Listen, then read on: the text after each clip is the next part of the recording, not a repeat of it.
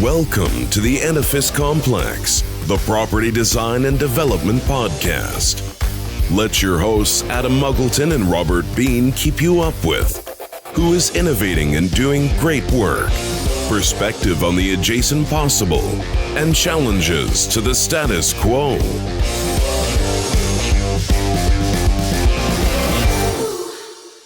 Welcome to the Edifice Complex and Happy New Year to all. I'm Robert Bean, your co-host and unofficial mediator here with my colleague, official agitator, heavy emphasis on agitator. And agitated today, Adam? Yes, I am very agitated today. I am railing against the system today. Look, I don't want this to be any diss on our guest, actually. This is going to be a really interesting conversation. Yeah, absolutely. So yeah, agitator, friend, and Yoda, most things to do with buildings, Mr. Adam Muggleton. Say hello, Sir Yoda, as you Hello. have. Hello. Today's guest is a certified engineering technologist, certified HVAC designer, and a professor. A gent who, and I mean gent with all respect that word comes with, is a passionate about his designing for remote communities. And we're going to talk a lot about that. Actually, two things we're going to talk about today. A, the certified engineering technologist, which is a unique designation, and then designing for really crappy environment. Well, not crappy, that's a bad word. Unique environments, extreme conditions. Let's put it that way. And that's why we recruited him to be one of the alumni of the Edifice Complex. So welcome to the show, Niss Feiner. Thank you very much, gentlemen. It's great to be here. I'm looking forward to it. Yeah, we're going to have a lot of fun today.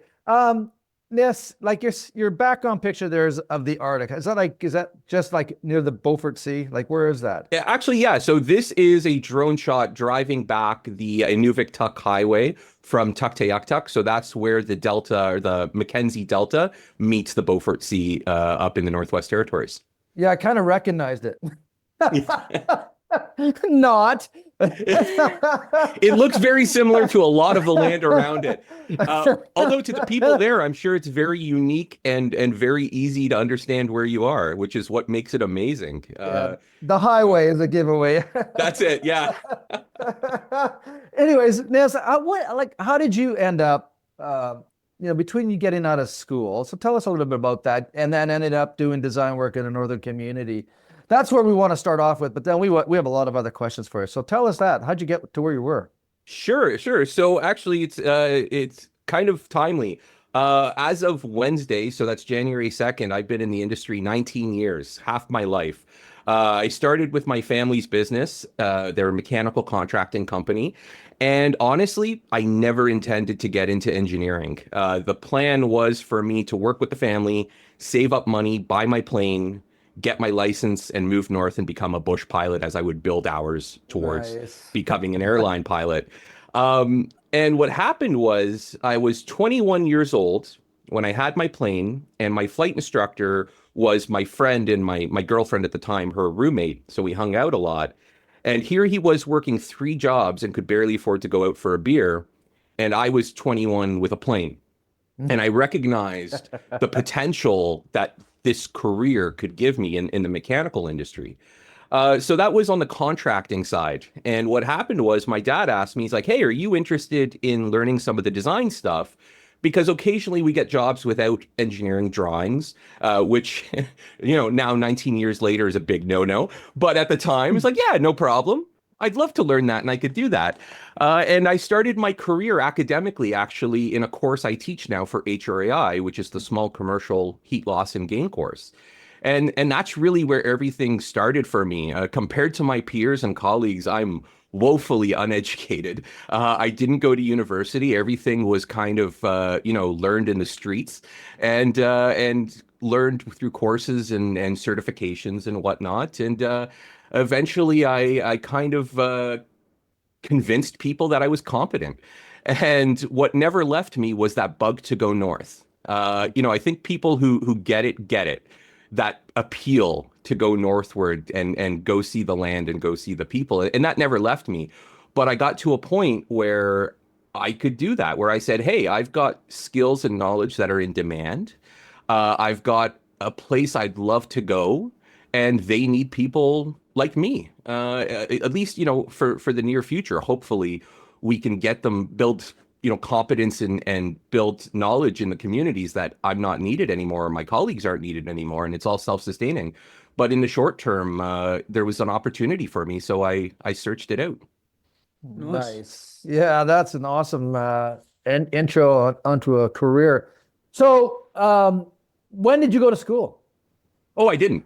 So I graduated high school in 2004, Yeah. and I could barely read. No, that part's not true. But I took like night courses Yeah. because to get my CET, my certified engineering technologist, Yeah. I had to get my academics evaluated by the committees. That's right. And they said you're okay, but we got notes. And so to get my certified technician, I needed 2 classes or 2 credits. And then for my CET, I needed 7 more, which is actually part of the reason I sought taking a job at the college, because per the union agreement, you get classes, continuing ed classes for $20. And that sounded way better than the 500 times 7 I would have had to spend. Plus, they pay me. So I thought that was a great idea. I love it. So let's introduce at this point, like the difference between a technologist or a technician and a professional engineer. So for our listeners, Canada has a unique tier of practitioners that sits in between the trades and the professional engineers.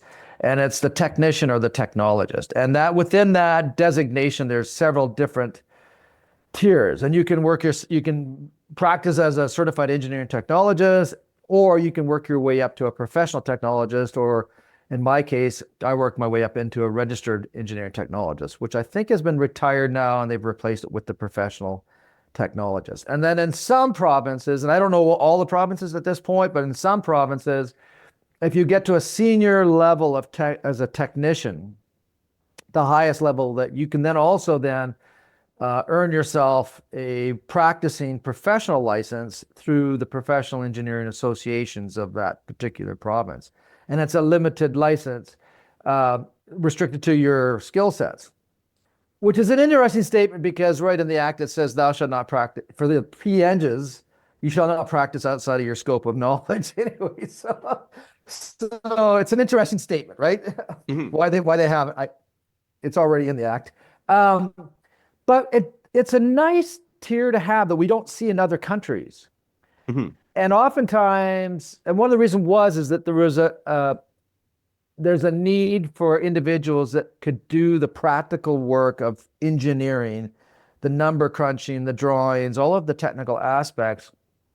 And it was, sort of the P.Eng, the professional engineer, was sort of left as sort of the senior individual on the project. But what happened over time is that the technicians proved themselves very competent as professional engineers. And that's why they made room for the professional technologists. And so they play a huge role in our engineering community. I find though a lot of people don't know about this, right? Right. Yeah. Even in the business. Yeah. So yeah, I think it's kind of like worth mentioning what you alluded there, and for those that aren't practicing in Canada or don't quite understand how engineering's set up here. So in Canada, we do have the professional engineering designation, and as you said, you're not supposed to, when you're a professional engineer, you're a P.Eng. Doesn't matter what discipline you get it in, you are recognized as a professional engineer. And you are not to, at least the way it's worded in Ontario, you're not to practice in a field or scope that you are not sufficiently competent in, but it's self-regulated, right? Yeah. It gives you the freedom and flexibility to learn and apply yourself in different ways, which I think is a great thing. And that's really the value of the P.Eng and why they have to do so much schooling to set that solid foundation. I'm looking to eventually get a limited license. And like you said, that's where they put you in a box. And they say, within this box, you are a professional engineer. Outside of this box, you're nothing. And so it doesn't give you that flexibility like a professional engineer has to grow into other disciplines, but it does allow you to practice something that you are objectively competent in and others have deemed you competent in, which is really, really cool. And like you said, the lines have kind of gotten a little blurry, especially as technology applies, because now with things like Revit or BIM, which really closes that pipeline from the designer to the reviewer and sealer. Now, before a P.Eng would oversee the work of many different draftspersons or technologists or technicians, well, now the P.Eng can do all that work quite easily and just seal it. And likewise, now a technologist can really gain the knowledge and experience of a P.Eng and kind of do all that work as well. So we're kind of in a very interesting time where it seems very, very muddied as to what these are. Got some notes there. And our listeners need to understand, like the more traditional, Niss, you didn't take the sort of the traditional path.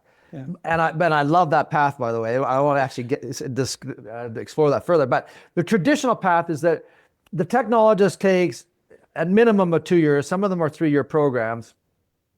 And then you have to article under a professional for either 6 or 5 years, depending on the length of your program. But either way, you're going to do 8 years, either as a professional engineer or as a technologist. There's an 8-year cycle that you go through. And the difference is that the engineer will have 2 more years of academics where the technician gets out. And I got to tell you, like in my experience, and I've hired a lot of engineers and I've hired technicians, and that's the whole reason for the technician was when they come out of school, they've got practical knowledge that they can apply right away. Yeah. Yeah. Right. And we've had technicians that worked for us in the past who, started out on the farm, got their technician or they graduated from a technology program and then earned their technical or technician certification. And those kids were like amazing. They worked their asses off. They understood, in my case, mechanics, and picked up stuff really, really well, like really fast. And it often took a little bit longer for the engineering graduate to actually achieve the same level of competency as the technician. Mm-hmm. Not that they wouldn't eventually catch up, because the good guys will and the good women will. They'll catch up eventually. But the technicians, they come out of the gate racing. And because it's a bottom-up approach, right? Yeah, it's more like an apprentice. Yeah, I'm a big fan of apprenticeships because they're based on you go in knowing nothing, and through repetition, pure repetition and time, they beat into you what you should and shouldn't do, right? Yep. And that's really the technician route, is what you're describing there. Whereas if you go to a university and you go 4 years just in academics with no hands-on experience, where you're not getting that repetition. That's how I found out when I ran an engineering firm. Dude, I would take anyone over to P.Eng out of Queen's University. I would take the C.E.T on his way to P.Eng all day, every day. Yeah, because I know that person can hit the ground running and make me money. Well, I think it's fair to say that, like with the technology, because I teach actually at George Brown College. I teach in a technician technology program in HVAC, specifically to HVAC actually. And I think it's fair to say that with the technologist or technology program, it's optimized for the specific discipline, right? Yes. So you're going to go to university to become a P.Eng, and you're going to spend 4 years learning hard theory. You're going to learn fluid dynamics and thermodynamics and electrical theory at the very minute detail, in the hopes that you can then be able to apply it in any situation that you might find yourself in. Whereas in the technology technician, we're not getting into those hard sciences. We are applying thermodynamics and fluid dynamics in an HVAC context for 2 or 3 years. Mm-hmm. And so that person may not be able to transition easily to, let's say, from HVAC to, let's say, wastewater management or process, but they're going to be way further ahead on the HVAC side than a fresh engineering grad will be, because they can apply it in that context, whereas they're not trying to now catch up on industry standards. Canada needs like more vocational type degrees. So in the UK, you can do a degree in building services engineering, knowing that's what you're going to do, right? And those people come out useful. They know what a pump is. They know what a fan is. They don't blow up clients on their first day at work. Well, but I think at the same thing, it's also fair to say, right? And I give a lecture on avoiding conflict between contractors and engineers. And I talk about this. Actually, Robert, when we were at the CMPX, I think I came You were a tough act to follow. I came right after you in that presentation. But I talk about that. And one thing I say, regardless who it is we got to recognize, especially P.Engs, they don't come out of school as a turnkey professional ready to go. No. They need training and 4 mentorship just like years. anybody, Yeah. right? Exactly. But even still, you get 4 years, you need 4 years of engineering experience. I have friends that went to University of Waterloo, which has a fantastic co-op program. But, because mechanical, especially if anything that moves or heats, it's considered mechanical. So my friend who graduated, he actually has a master's through University of Waterloo in mechanical engineering. He's doing robotics now, and his career was spent in embedded programming. He started in mechanical, and his experience with co-ops was working for Pearson Airport, was working for Molson on their process line out in Edmonton as well, or Fort Mac, but like nothing related to what he's doing now. Yep. Very broad experiences that he Yeah. probably wouldn't be who he is without it, but again, not optimized for where he ended up. And so it's always about continuously learning, and employers have to appreciate that and respect that as well. Yeah. We've talked, in the past, Adam, if you have a son or daughter that is looking at going into the engineering profession, about where do you stop? Do you stop at your degree, or do you go on and get your advanced degrees? And we've had many guests on the show who went on to get their advanced degrees. But these individuals, why we have them on the show is that they're not, they've utilized their knowledge in really interesting ways. Bill Baumfleff, PhD, but also a P.N. He's an engineer first and foremost, in my book, although he's a brilliant professor, and I wish I had had him as a teacher in my early days. Marcel Harmon, another guy that's got his PhD, but there's a guy that's got diverse. We've had a lot of really smart people on the show. But do they make any more money than, the engineer who's just got his degree or a master's degree, Right. Let me tell you my hiring theory on this, right? I hire a lot of people. If I see a resume and they've got a bachelor's in mechanical engineering and a master's in mechanical engineering, that tells me one of two things. They didn't want to leave school, or they couldn't get a job. Right. So that for me is a red flag. That's a no-go for me. Right. If you need a bachelor's to get a license, anything above that is a misallocation of time, money, and resources. I look for someone, if they have to have a master's, says a guy with 2 degrees, you do something adjacent that gives you another skill acquisition, right? Mm-hmm. You've got your bachelor's in engineering, you become a C.E.T or a P.Eng, then you do, I don't know, cost accounting, project management, something that adds to you and rounds you out, right? That's what I look for. But what I am hiring for, and I want to talk about now, is competence. The only attribute that I give a flying F about is competence. What can you do, not what have you done, right? What can you do for me? Yeah. This is what people don't get. So you spoke earlier, Niss, about competence. We give you this limited license and you stay within your realm of competence. That is going to be the most ill-defined, hard to nail down word ever. It's a bit like pornography, right? You know it when you see it. But you know it when you see it. Yeah. That can be challenging. I will say this for the program as I've investigated it, and so my experience in Ontario, where engineering is regulated by Professional Engineers Ontario, or the PEO, for a limited license, either just out cold or through getting a licensed engineering technologist like I'm looking into, you have to have, I think, 3 referees who are familiar with your work and you have worked with over years. And so they're the ones that really ascribe to your competence or attest to your competence. And it's subjective, I guess, but that's why they want people who know you and who have worked with you who could say that, because you're going outside of the normal route in terms of education, right? Now, with the limited license, there is still a minimum education requirement. So my understanding with the PEO, you need a minimum of a bachelor's. If it's through an accredited university, then great. You don't have to do the tech exams. If it's not an accredited university, you have to do for mechanical up to 18 technical exams. With a limited license, they want a 3-year equivalent to a 3-year technical diploma, which is what I guess OSET, my professional body, has said I have the equivalent of a 3-year technical diploma. We'll see if the PEO just takes them for their word or wants to reevaluate that for me. But yeah, they're kind of recognizing, hey, you don't have the same academic levels, but we'll give you a path to limited license. Yeah. So it's something I got to do quickly because my engineer who I've worked with for the past decade plus, he's around 80.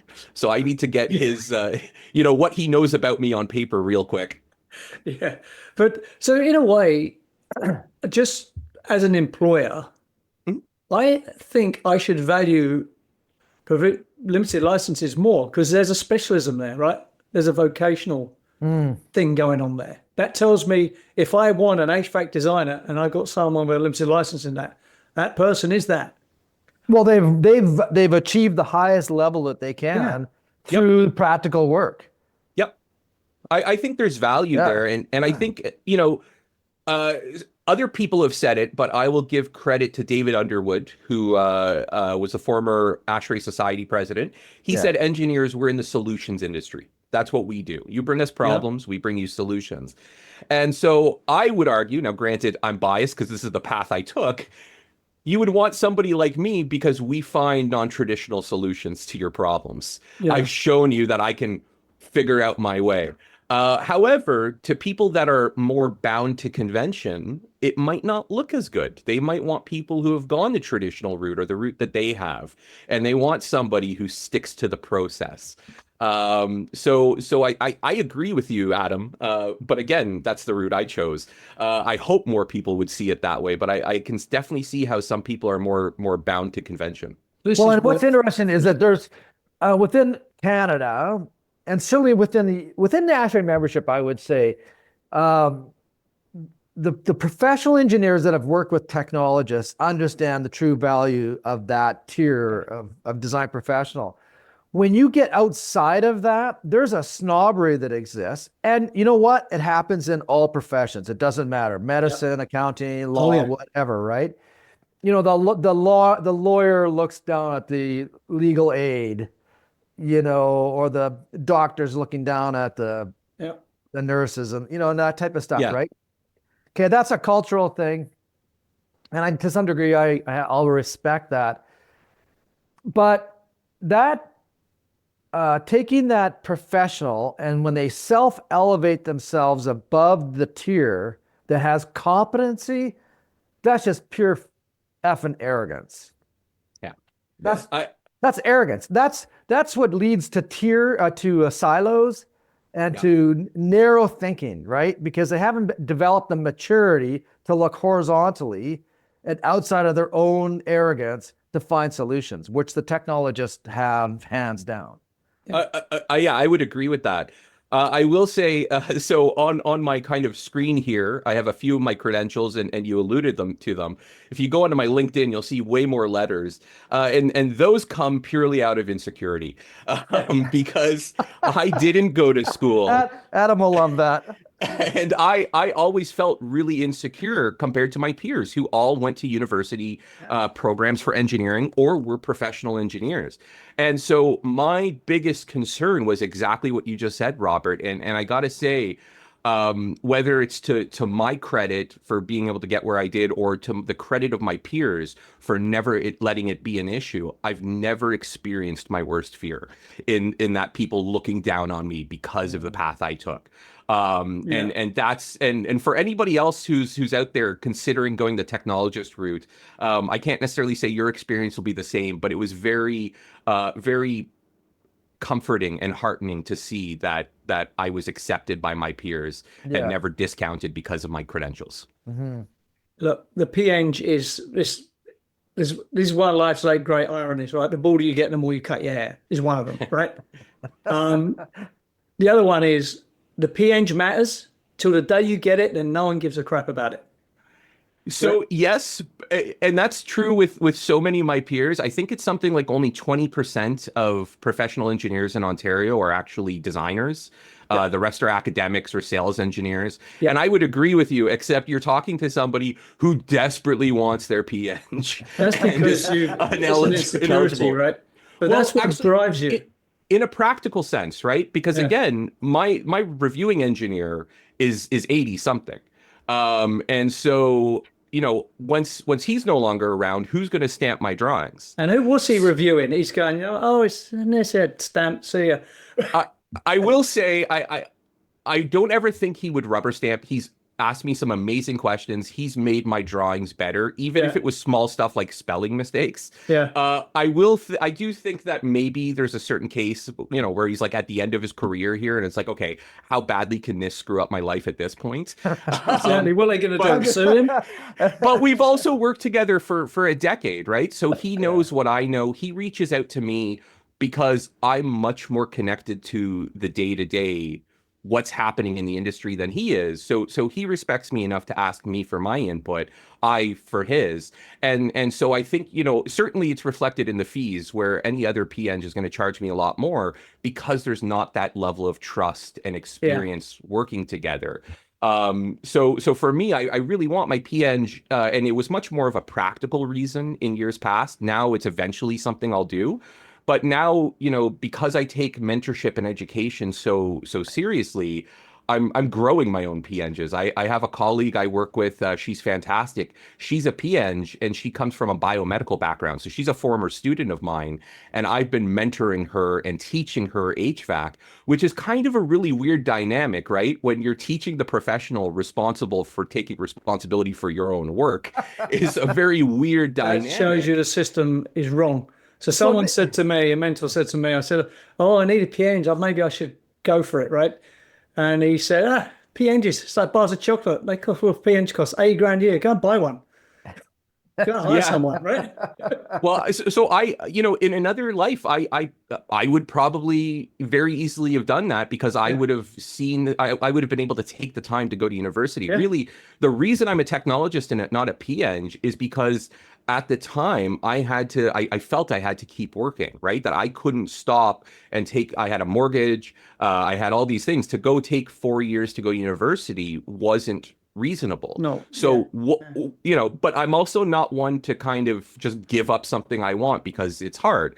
So instead, I took more than the same amount of time to just get a technologist, which is kind of funny. This is why this path to what do they call it, provisional license, right, is important because one of the reasons there's snobbery around a P.Eng, it is a class system. If you can afford to go to university for 4 years, there's a certain level of resources, financial resources required there and time, right? Some people don't have that.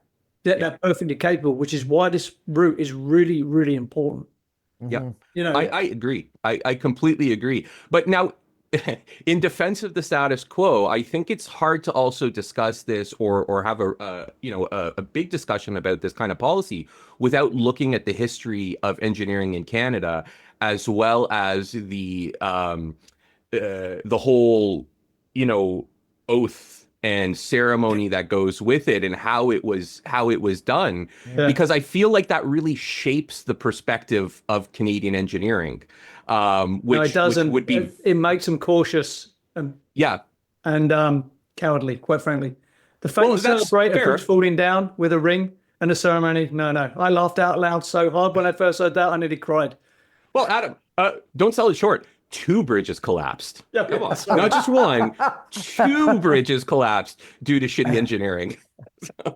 Look, it's just like being a bonesman in Yale. You're joining a cult. It's Scientology without the money, right? I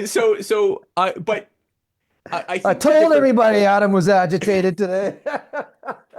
And you know what's funny? I joke as a technologist, we are eligible to have a ring. It's not the iron ring. It is a silver technologist ring. And I do have a stamp. And much to the chagrin of those in my professional body, OSAT, I do joke that this is my Fisher Price's engineering playset. It looks just like Daddy's, but isn't real. Yeah. But the reason I'm one of those nerds that does value the ceremony, that does value the oath and the meaning. And so the part that bothers me is that we have these symbols without the meaning behind it. Yeah. And I very much, actually, the thing that bothers me the most, I will say this, I am ineligible to take the oath because I'm not an EIT. I haven't graduated from university. I am I'm taking on the responsibility of engineering more than many of my peers who hold a P.Eng because they don't design, yet I am not allowed to take that oath. And that really bugs me. Really? Yeah. You really want to belong, don't you?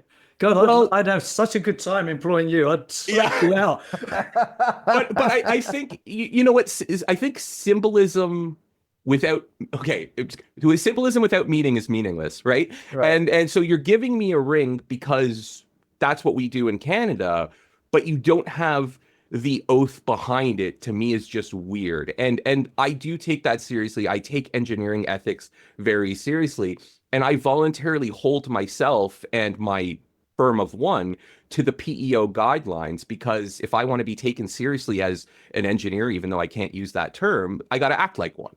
And so it really bugs me that I can't do that because of the education, not because of what I do or don't do professionally, was because of that lack of education means I can't take this this ceremony and oath that is completely separated from the day-to-day. Let me fix this for you so you're not having this problem in your life. One, that ring is a fashion crime. Don't wear it. Look, the only thing that matters is competence, which is Latin for how much money can you make doing engineering. End. Everything else is noise. Yeah. That's fair. That's fair. And I think that's a real fair question, and something my students ask me all the time, whether they should be, for economic outlook, should they be going for their P.Eng or should they content themselves with a CET or a C.E.T or whatever. And I think that's a really valid point, because it is an investment, right? You're investing in yourself, you're investing in money and education. Is there going to be an ROI? To which I'm the wrong guy to ask, because I didn't do any of that investment and I built myself a company. So the way to look at it is this. When I was trying to convince my son to be an electrician, there's a guy who lives next door near me. I live in a pretty freaking nice house and I've got a lot of money, right? There's an electrician who lives in my road. I opened the door, pointed to his house and car and boat. I said, "Do you want that?" He said, "Yes, I do." I said, "You're going to be an electrician." That's how it went. Yeah. and I have mad respect for the trades. I think it is a career and a profession that should be respected. And because when I grew up, and I'm sure it's the same for you guys, I was more at the tail end of it. But in high school, those that had potential went to university. Those that were dummies went to the trades, is how they looked at it, which is completely unfair and completely inappropriate. And so I love that I teach the trades at the college and with HRAI. And one thing I tell them is whatever you guys choose, it is honest, good work, and you should be proud of it. There's one caveat, and sooner or later in the trades, everybody's body says no. It could be 5 years. It could be 50 years. Yeah. It's hard on the body and it'll say no. Do you want to go back to school then and completely transition to something else? Or do you want to take all that knowledge and experience you've built in that career and apply it in a different context? Yeah. In which case you can go after design, you can go management, you can go estimating, all these things. So I tell them to take the academic part really, really seriously, because what education gives us is options. And that's the part that kind of bugs me and I feel is lost. Like when I get my students, everybody says that they're there because they want to get into a career, they want to get money. And that's all very practical and I respect that. But the value of education is not where it specifically gets you. It's where you can now go, what options it gives you. And you don't have to be content with what's right in front of you. You can see past that and you can pursue more. The Edifice Complex will continue in just a moment.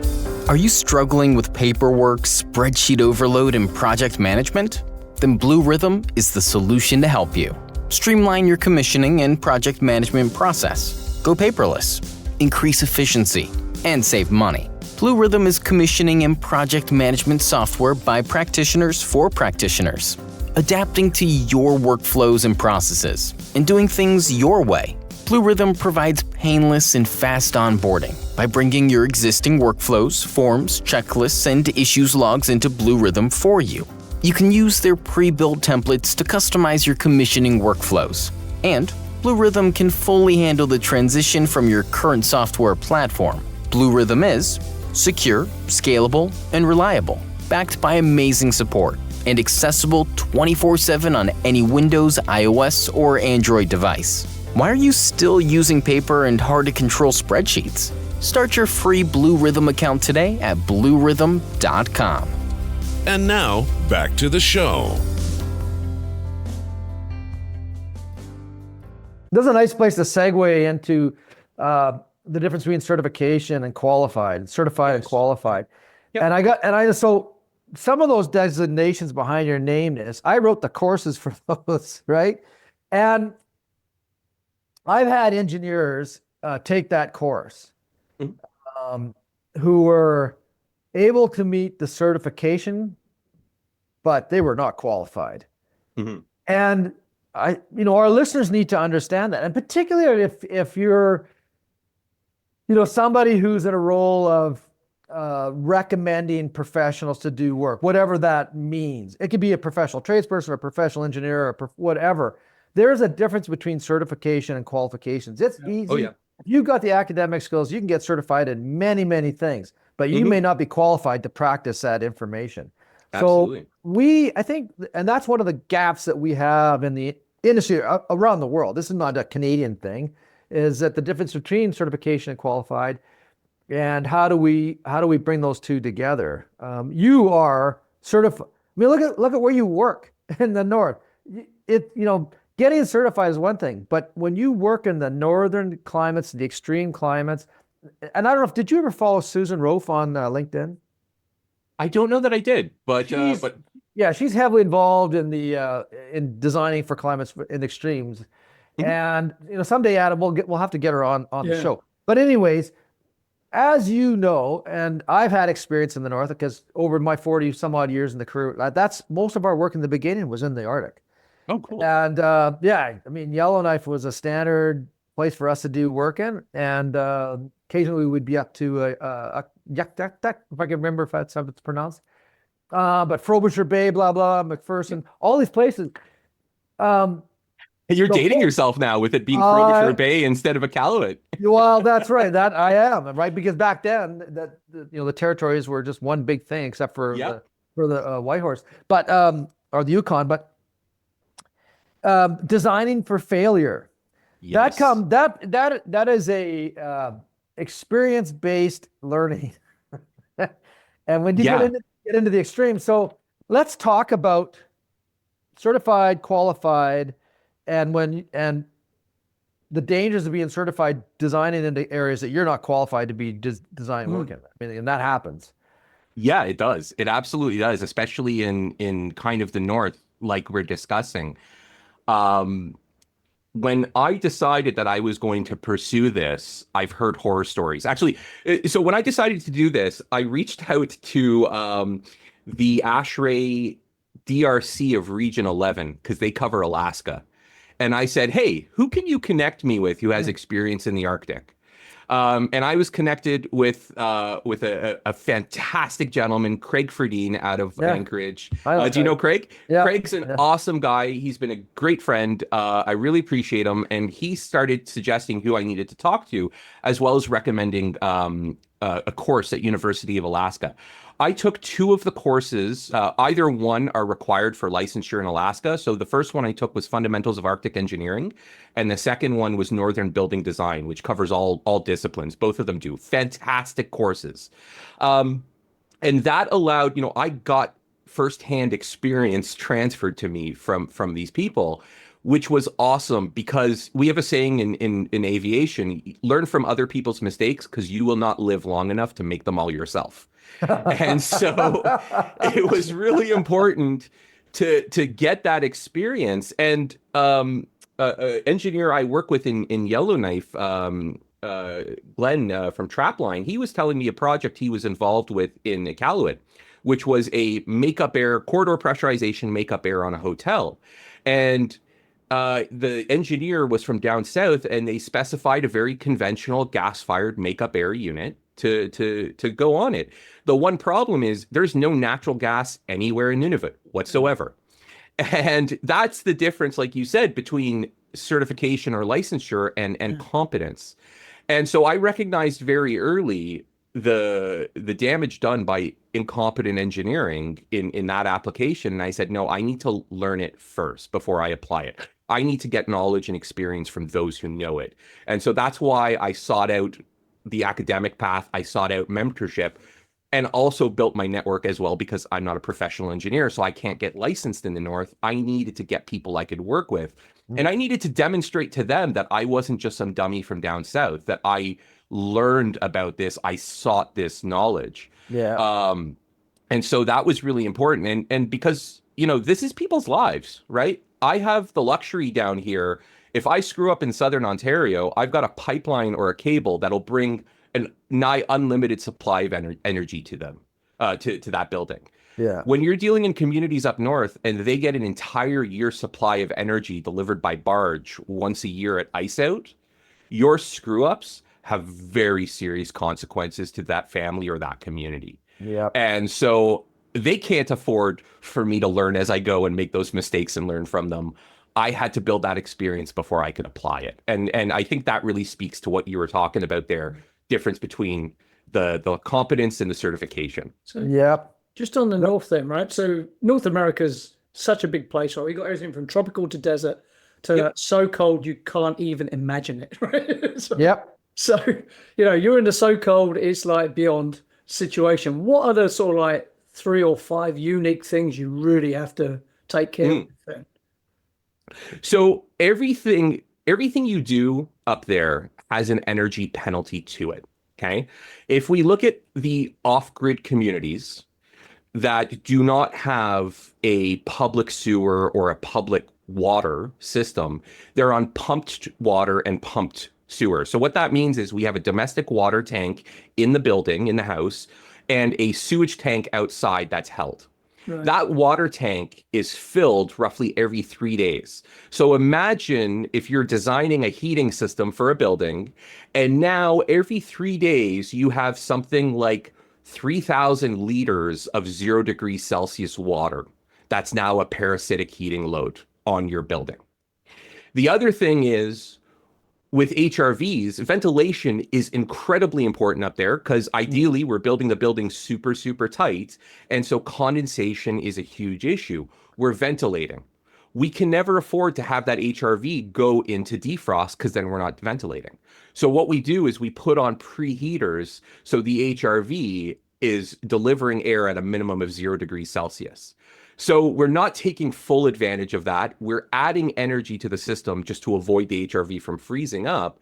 And again, there's another energy tax or a penalty just for existing up there, right? And so you have all of these small examples. That sewage holding tank, that's all heat traced. Imagine paying X amount of dollars a month to keep your poop warm. That's what we're dealing with. Exactly. That's what we're dealing with. Now, on top of that, in Ontario, we have such a clean, and nobody's going to believe me, those who are paying your bills in Ontario, we have very cheap, reliable electricity here. In Ontario, we've got time of use. We're between, I want to say, 12 and 18 cents per kilowatt hour. In Nunavut, this is subsidized. I think they're paying 32 cents per kilowatt hour. Unsubsidized, it's 64 cents per kilowatt hour. So now you have to think, what's your energy source? They're paying $1.40 a liter for heating oil. So it makes way more sense to shift everything to that boiler rather than using electric heat trace or electric resistant heating because they can't afford to run it. There's such high costs with such low economic opportunity in these communities that is something that has to be balanced. When you're paying in Tuck, I bought a bottle of iced tea, 355 milliliters, it was $8. And Tuck is connected, you can see the road here, to the rest of the world by road. It's still more than double the cost than down south. You get into the flying communities, that same bottle of iced tea is probably going to be $12 to $15. Yeah. So there's not a lot of money left over to pay the heating, to pay the hydro. Well, not that it's hydro, it's all diesel electric. So my design philosophy is one that takes a holistic approach. We have to understand everything just to understand the HVAC. It's, was it Hawkins who said, if you want to make an apple pie, first you have to create the universe? Kind of same thing, right? Like you have to understand everything around it before you can just practice your discipline because everything is so complicated. Yeah. No, I love this conversation for a couple of reasons. One, it brings back huge memories because I was 20, I think 24, 25 when I did my first designs and supplied packages up into the Arctic Circle. And there was a legendary engineer out there, a guy by the name of Ian Drennan. He was out of Yellowknife. His footprint, well, it's probably gone now because the snow's been blown away, but it's all over the north. And he was but he taught me for the whole philosophy about designing for failure because it will happen. And what are the consequences of that happening? So anytime we did work up there, we had redundancy, we had manual bypasses on everything. Even the control valves you could operate manually if you needed to. We stayed away from things like injection pumping for temperature control because if the circulators went down, you were done. So we always use 4-way valves or 3-way valves, but those could be manually operated if you needed to. And the beauty of that, the 4- or 3-way, if one circulator went down, you could manually open up the valve and use the other circulator. At least like these types of things you had to think about because failure is going to happen. But then we transferred that down, just like you said, like, you have to keep your sewage tanks warm. And I remember one of the projects we did down here in Calgary was for an automobile parts place. And so what they did is that they extracted the oil out of the vehicles, which we used in the boiler, which created heat, and we heat traced the oil tanks that they were storing in it. So it was a circular system. But when you learn to design in the north, you have an appreciation for what design is all about because, like you said, it has real consequences. And being able to transfer that down into the South Country, I find designers that work in these environments, when they come and they do work in less harsh environments, their designs are simple. They're easier, it's easy to understand. There's no complications. They stay away from the zippy shit, which, as you know from my presence online, I am so anti-zippy. And that's because I'm old and and Adam and I both know what it's like to be on a job site, someone screaming at you because some shit you put in there, isn't working. Yeah. And we got a big discussion here recently about AI, and the role of AI and thermal comfort. And I just I can't, people stop it. Just stop it. Yeah. Like you said, when you design for the north, you have to know about everything. Yeah. You got to know about the climate outside the building. You got to know about the environment in the inside. You got to know about the enclosure. You got to know about power systems, fuel systems. You have to know it all. Yep. You can't. You're never going to solve. You know what? If a oil pump, fails at minus 45 degrees Celsius, no effing AI is going to fix that problem. So people, just stop it. Absolutely. Just stop the nonsense. Yeah. And you're absolutely right. And one thing I'll add there, and this goes to what you typically preach, is understanding the people and understanding the culture. You design for the people, the rest will follow. One thing we are having a conversation about with the architects, because I was brought in on a project to kind of share my knowledge and experience with the other disciplines. And, we're talking about the kitchen. And I said, make sure your floor is easy to clean and very hard wearing. Yep. And they said, why is that? I said, because that's where they're going to butcher caribou, seal, and overhaul their snowmobile engines. And they're like, really? Like, well, are you building them a garage? No. Okay. So where are you going to butcher a caribou at minus 40? Right. Right. So you have to really understand the lifestyle of the people as well, because we're designing such personal things, right? This is somebody's home. Think about the experiences you have in your home where, the greatest joys and the greatest tragedies or greatest heartaches you've experienced have been in your home. It's such a personal connection. Mm-hmm. And now to sit there and say, oh, that doesn't matter, we'll just design for whatever is such a bad approach in my mind. And the other thing, and one thing that really I'm passionate about and what resonates with me is with regards to truth and reconciliation, within our country with the First Nations and Inuit people, especially with the North, with what we've, the collective the Canadian government has done to Inuit communities is, if most people aren't aware, and it is really tragic. So for me, it's really important to do the best job I can. And if I design a home based on what I think in the South a home should be, and expect the people up there to conform to my beliefs, then to me, that's just perpetuating kind of colonialism, right? Your way is wrong, my way is right. You have to live in the house as I see fit. Yep. No, I have to go learn their needs and design buildings for them, not for me. And so it's important Bravo. to understand it all. Bravo. Thank you. We did a project up in Ujibugamo, which is in up in the northern part of Quebec, and it was for a First Nations project. And when it came to specifying the thermostats inside the home, we used thermostatic radiator valves, and because they're bulletproof, right? Yeah, and you can love it. and you can operate them manually if they break down. So, anyways, but the numbering system doesn't translate to that community. So what we did is we had labels made up with small fire, medium fire, large fire. And so, and they understand that, right? Because if you want more heat, well, then you turn the knob to the bigger flame. Yep, totally. Right? And it seems really simple, but for those communities, it's exactly what you're talking about. You're designing for them, not trying to impose your own shit on them. So again, for those that think zippy thermostats are the solution, no, just stop it. Yeah, and one thing I was advised, so Tracy out of Anchorage as well from Respect. I forget her last name off the top of my head. She's a fantastic engineer. And I was on a seminar when I was in Anchorage at the Cold Climate Conference. And what she suggested, what she said, one, no DDC controls whatsoever. Yep. They will be bypassed as soon as they have any sort of wrinkle. So don't That bother. happens in Toronto, not just. Yeah. But the other thing, plenty of steam gauges, plenty of thermometers. And the other thing that they started doing, which I'm advocating for my projects, is taking a photo of the like the manifolds and everything with labels as to what is what. And the reason for this is because if you're in some community way up north, let's take Grise Fjord, about 150 people in that community, and something's going wrong with your equipment, the homeowner can get on the phone with somebody who's knowledgeable and tell them what they see and do some remote troubleshooting.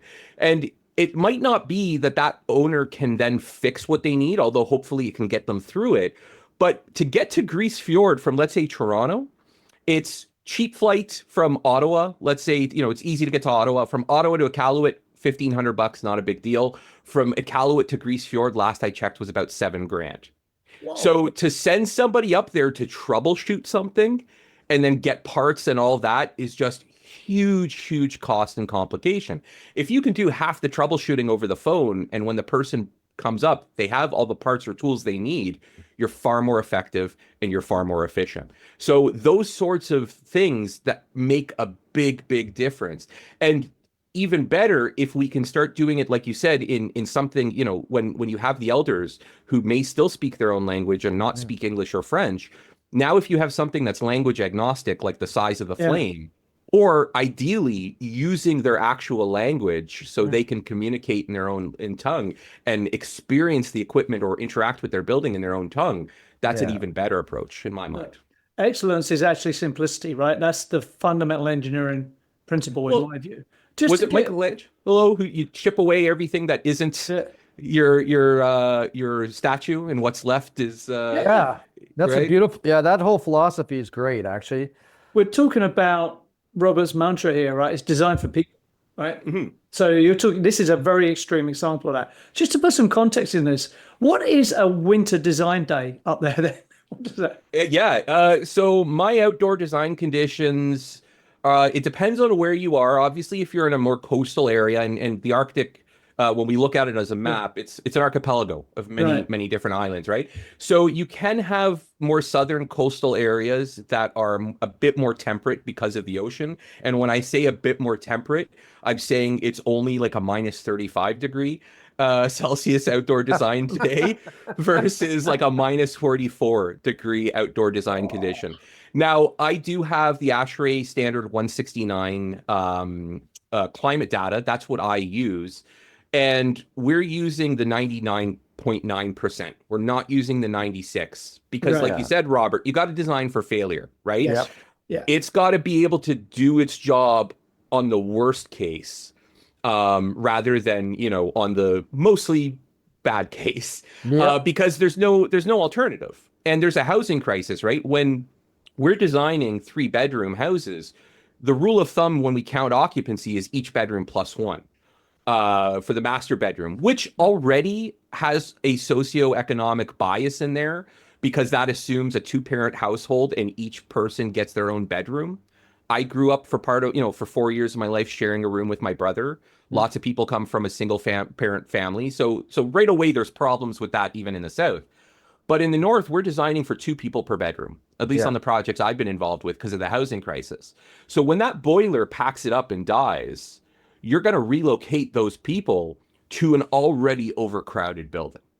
And so we really have to design for failure and make sure that it can operate as best as possible under the worst conditions. So do you design for N+1 then on things like? It depends. So there's a great document put out, not by ASHRAE, but it's the U.S. Army Corps of Engineering. And I'm going to paraphrase the title. It's Resiliency in Cold and Remote Communities or something like that. Victor. Yes, exactly. It's a great document. So N+1 would depend on where you are and the economic means, right? So if you're designing, let's say, a community center or an elder center that it is going to be much more critical, or that's where the community goes if there's any emergency, then you're probably going to start designing 2N or N+1 there. With regards to just houses, we're basically at N for boilers and circulators. However, we pick up redundancy wherever we can. So if you've got multiple circulators for different components, you do your best to make sure they're the same circulator. So if one goes, we can swap it out. Right.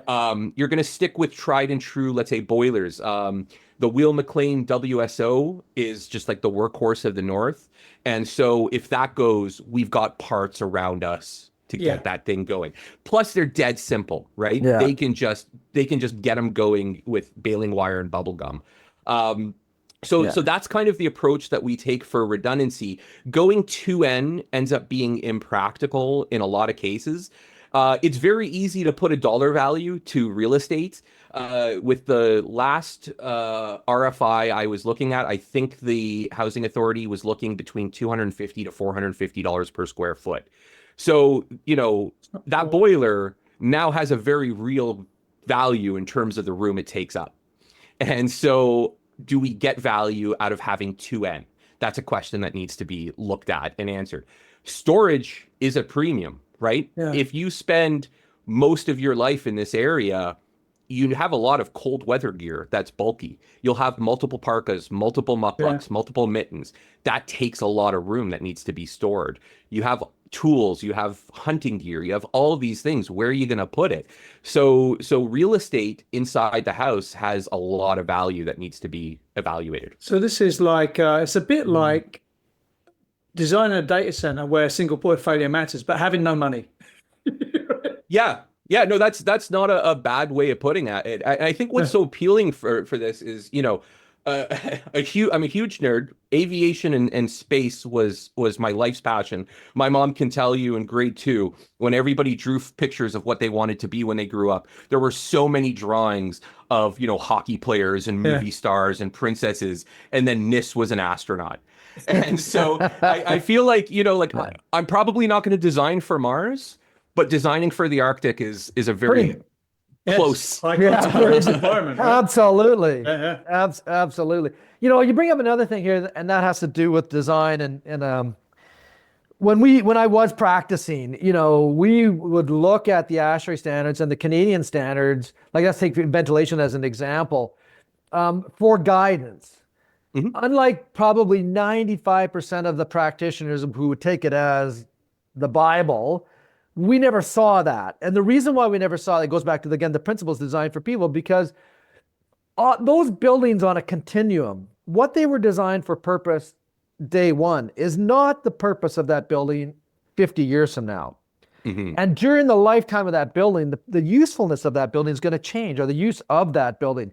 So the ventilation design requirements for day one oftentimes were insufficient for day, 25 years from now or 50 years from now. And so oftentimes when we were talking to clients, for example, that were maybe senior citizens or they were building their last home, this was the home that they were going to die in, And we would have really frank discussions about personal hygiene and building hygiene in terms of the ventilation systems. And we could say we could design to CSA F326 and come up with a number for ventilation, primary ventilation, secondary ventilation. But then I'd often say to them, when you get to be 85, 90 years of age, if you're lucky, your ability to maintain your own personal hygiene, not only for yourself, but also in your building, is going to be less than what that standard can accommodate. And there may be medical instruments in there that require different humidity levels or different so we'd often look at that and say, okay, well, what is this building going to be used for over 50 years or 75 years or even 100 years? And we rarely, if ever, followed the minimum requirements of the standards. Yeah. And I laugh my head off when I go in and you read online these people debating about how over specified ASHRAE 62.2 is for ventilation.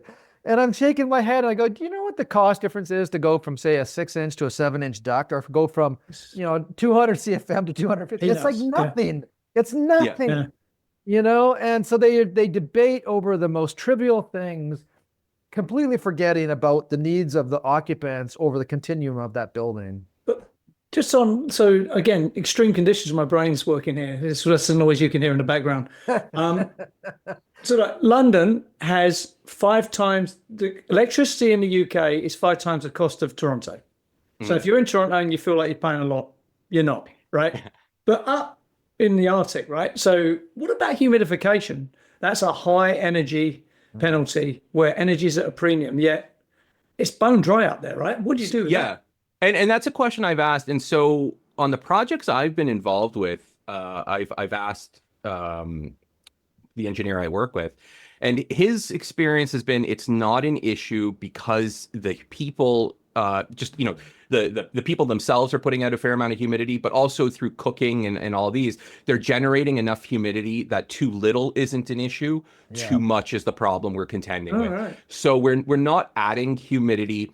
If the homeowners do find it dry, then, we're not talking about large, extravagant homes here. Yeah. They can always throw a pot of water on the stove.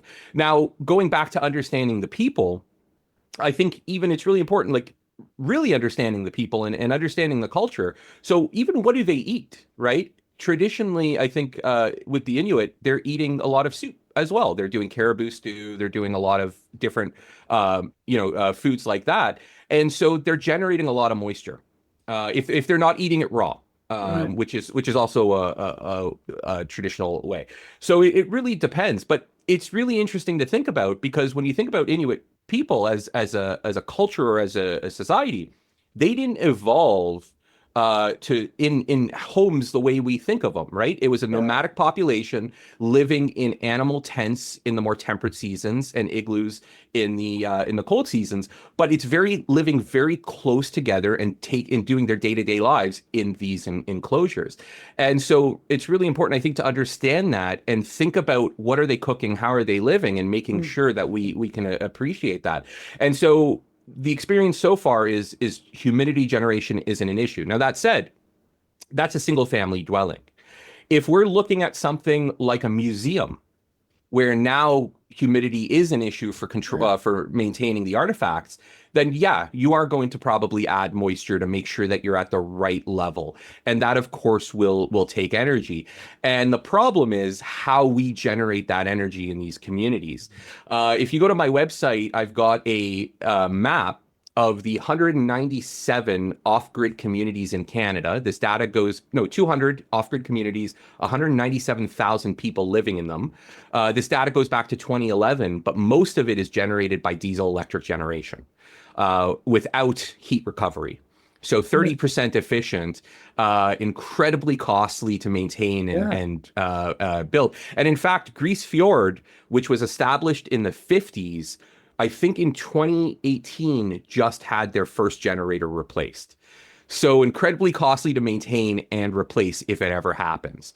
So understanding the cultural nuance and generation of energy in these communities is incredibly important in my mind. So the diesel's bought in annually, basically, right, to keep everything going. Is that what we're saying? Yeah, exactly. It's brought in by barge once a year. So it's called the sea lift, and there's no ports up there. Right. So they create ports essentially. There might be actually a port in Iqaluit, but essentially what they do is they bring the sea lift up. The sea lift has barges and tugs and cranes.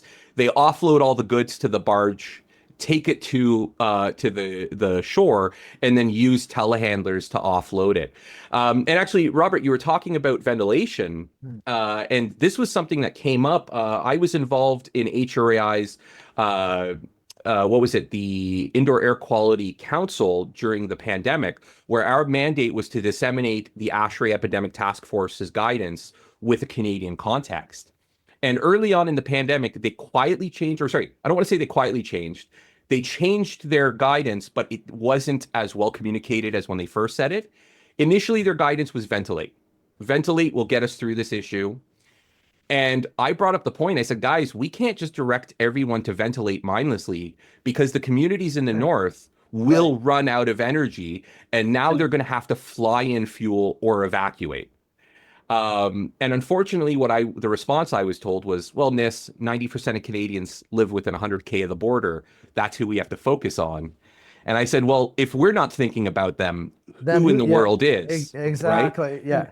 And that's, it's a fair point. The communities I'm concerned with are the vast minority of Canadians, but they have been such a neglected minority for so long. And to make matters worse, a lot of the communities we're talking about, Grise Fjord is not a traditional hunting ground that ended up being a community. The Inuit there were relocated from Northern Labrador in the 50s and prevented from leaving because of Canadian sovereignty. We wanted them there, so we moved them there. They wanted to leave and we said no. So it's a very heartbreaking story, and I can't be content to just say, well, okay, they're such a minority, we can't think about them. If I'm not going to, or if the royal we aren't going to, then nobody else is. Yeah. Yeah. So would they want to leave now? I mean, the other thing is, if life is so tough up there, I'm thinking to myself, if I'm living there, why don't I move somewhere else, right? So with the case of Grise Fjord, through what I've learned is, I think it was the 80s. So they moved 8 families up there. Right. They were promised that there would be good hunting and shelter. And when they got up there, there was no shelter. They didn't know the migration patterns of the animals. For the first time in their lives, they were dealing with 24 hours of darkness and daylight, which they did not experience in Northern Labrador. And their response was, this sucks, we want out. Yeah. And they said, no, stay here for a year because the sea lift and whatnot. If it still sucks in a year, we'll let you go. Year later, they weren't allowed to leave. We have stories throughout the north where, in an effort to settle the Inuit from Canadian policy, because the Inuit, again, were nomadic, their dogs were shot to prevent them from leaving because we wanted them in settlements. My understanding is in the 80s with Grise Fjord, they were finally given, they were told, we will, relocate you if you want to leave. And something like 30 people took them up on that offer. For the rest of them, that became their home. They were able to get the migration patterns. They were able to do all this. So they were able to thrive in that community. And you talk to the people in Grise Fjord, my understanding is that they're very proud of their homes now. There are people that evolved in this landscape to some degree, right? Obviously, the people in Grise Fjord, not so, but across, the Arctic with the Inuit or the First Nations, when you talk, further west, when you talk about the Gwich'in or the Teslin or the Dene, they've grown up in these harsh environments. They've thrived there because they found a balance with nature. Yeah. It's more so. It seems so it is inhospitable, but more so for us because that's not where we came from and that's not how we learned to live. Yeah.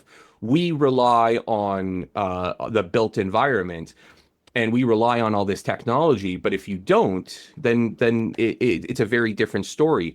It's when we change their culture, when we force them to no longer be nomadic, when we force them, instead of hunting seal for their own sustenance, we created a market for, Arctic fox through the Hudson Bay Company and said, don't hunt seal, hunt fox, and we will give you all the food we need.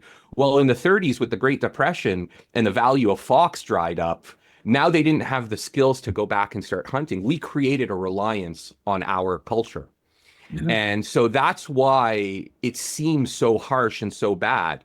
And that's why there's a big push in the Inuit and First Nations to move back to their culture, or to reacquire their culture and connect to the land, because the situation that, again, the royal we Canadians, or the government of Canada, created this issue. Well, it goes back to the British Empire. Well, so we own this one completely. The Arctic wasn't colonized until the 50s. No, I know, but it's the whole, Adam, what do you call it? It's the dominance of the British Empire, Yeah. Wherever white Caucasian men have traveled, there's been destruction. That's a very, yes, between British imperialism and manifest destiny, and everything, it is the trouble, and misguided well-intention, right? The biggest thing people have to fear in the North is when somebody says, I'm from the government and I'm here to help. Right. Yeah. And so that, to me, and I think why I keep going back to the lessons I learned from you, Robert, and teach a design for the people, and the rest will follow, is if I don't design for the people, I'm rehashing these past mistakes. And so I have to understand their needs, not what I think is important. Yeah. I had a chance to fly back from Fairbanks to Anchorage with the Minister of the Interior on a rather turbulent flight. And the reason why we were on a small plane is because the big planes wouldn't fly. And that's, as you know, that's the way of the North. If you can get a flight on a small aircraft and get the hell out of Dodge, you do. Yeah. And you put your whole faith in the pilot. Yeah. And anyways, we had a great discussion before takeoff and after, because you can't hear shit during flight. Right?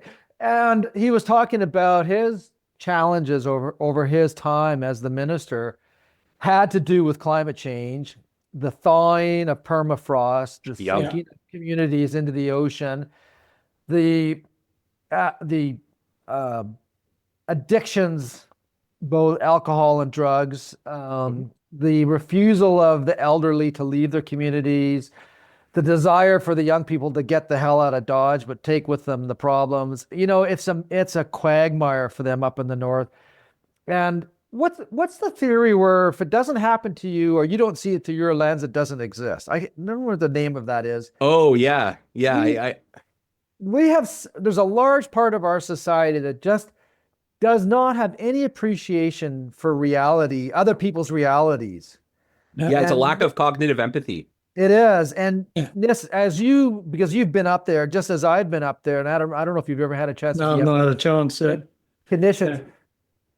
Yeah. It's real. It's happened. It's happening now. It happened in the past. And people just do not have an appreciation for what actually happens in these extreme climates. Yeah. And the intergenerational trauma that comes with colonialism, and losing their lifestyle and their connection to the land. I'm reading actually a great book now called Housing, Homelessness, and Social Policy in the Urban North, which just looks into a lot of these issues. There's another one on my shelf I have to get through, Homeless in a Homeland, I think it's called, and it speaks about homelessness in First Nations and Inuit communities. And, a lot of issues, like you said, are a very real issue. You have a people that are disconnected from their culture very intentionally. And, people may put very little stock into this, but I'm not practicing, but my culture and growing up, I'm Jewish, right? Yeah. We celebrate Passover every year. For the past 3,000 years, we rehash the story about how we were slaves in Egypt and we got out and all this stuff that came with it. Every year for 3,000 years. So 50 years is nothing. And in 50 years or 75 years, their culture was taken away and in a lot of cases beat out of them. Their connection to the land was eroded. with that kind of aimlessness that comes with losing your culture and your heritage comes depression and meaningless Right. or feeling meaningless. Well, now you have the introduction of alcohol and drugs, and people, Inuit are not that different from you and I. When shit is going on and they're dealing with these issues, they self-medicate, just like a lot of us do. And on top of that, you have this connection to the outside world with regards to TV and the internet, and you see what everybody else is doing and you see your own situation. And so substance abuse is an issue, suicide's an issue, and people try to get away from it because if you're in a community with 150 people and now you're dealing with, let's say, that alcoholism or the gangs or sexual assault, and you want to get out of there because you want to improve your life, you go to the next major area. And so a lot of people move from smaller communities in, let's say, Northwest Territories, they move to Yellowknife, or they move to Iqaluit, or in Alaska, they'd go to Fairbanks or Anchorage. Well, now they're in a bigger community away from their support network. They're homeless because they can't, there's a housing crisis everywhere and they don't have the resources. And it's just an issue that compounds and gets worse and worse and worse. But all the rest of us see is just another drunken, or just, right? And we don't see the person. And we don't see what led to that. It's just so easy to dismiss it. And that's a big issue when I talk to people about the North. It's, well, why don't they improve their situation? Why don't they do this? And it's like, well, one, they're trying to, but there's not a whole lot of options. And two, there's a responsibility we have as a country or an accountability here. People love to dismiss it and say, oh, well, I didn't steal anybody's land. That was 200 years ago, blah, blah, blah, which one, to me, doesn't really hold water. That was still done by our government in our name. But even still, we're talking about the 40s, 50s, 60s. It's a very recent issue. And this is something that was done in our name to our benefit because of Canadian sovereignty over the Arctic, which we deemed as important, resource extraction, which benefits us all. If it's not grown, it's mined. Yeah. So this was all done to our benefit, and now we have to look at it, own up to it, and account for it. And the first part of truth and reconciliation is truth, is saying that, yes, this is what the situation is, and then reconciliation, trying to help, trying to make it better. So the Canadian government was basically trying to not spend the money on a military base and just dumping people where they basically needed a military base, right? Well, my understanding is a military base doesn't mean sovereignty, right? You can have, the Americans have bases all over the world. Yeah. That doesn't make that their sovereign land. You need a civilian population to claim sovereignty. And especially with the opening of the Northwest Passage, it's really important that Canada can say this is Canadian land, because after the World War II, it was still an open question. And it, to some degree, it is still today for the rest of the world. The Americans do not recognize Canada's claim over that. You need both. You need bases and people, but the bases generate the people normally. Exactly. It's an archipelago, right? Yeah. So is it Canadian sovereignty, or are they islands in the middle of international waters? And that's the debate that's being had. And Canada says, no, this is sovereign Canadian land. We have populations up there. Some we forced, some were just already there and we forced them to settle. Again, there's a theme of it all being forced to some degree, but that's what we use to claim that this is our land, and we have domain over the Northwest Passage, and we have domain over the minerals under the ground. And so that's, that was really done by us for us, and it's something we have to do. What's the great trick Canadians pulled on the world? They convinced everyone they were nice people. Turns out, no, actually. Well, so if you look, the Indian Act is the oldest piece of legislation in Canada. And it was the first piece of legislation signed, I believe, in 1867. Yeah. And what happened was, from my understanding, when Canada became independent from the not from the Crown, but from Great Britain, now Canada took fiscal responsibility for all those treaties as the Crown's representatives. And we were a nascent country that couldn't afford to do so. So that's where the policy of integration or forced integration came in, because we couldn't have this obligation on our ledger forever. So now it was forcing integration of the Indigenous people.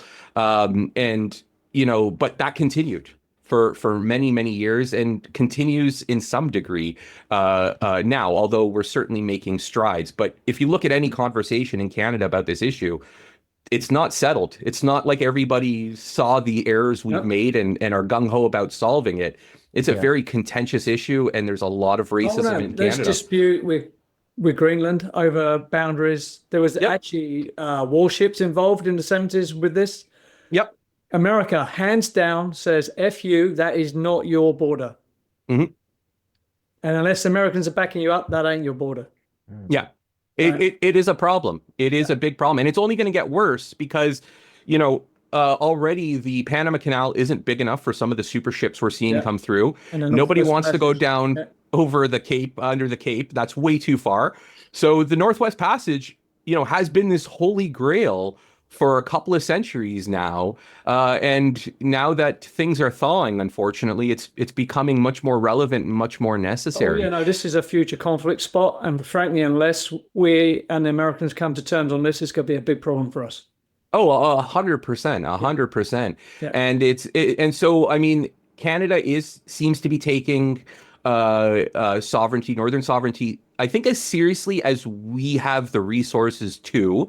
Tuktoyaktuk, that highway was built to Tuk. It's the only place in Canada you can drive to the Arctic Ocean. They're doing a whole lot of improvements to control the erosion.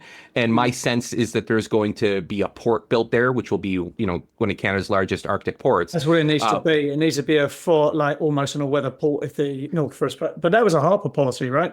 We're going to own our responsibility. Yep. And Harper's government created the CHARS, the Canadian High Arctic Research Center or something. I can't remember, up on Cambridge Bay, Victoria Island, I believe it is. So their efforts were moving forward. And, for my part, job security, I think that comes with it. But yeah, it's such a beautiful place with amazing people.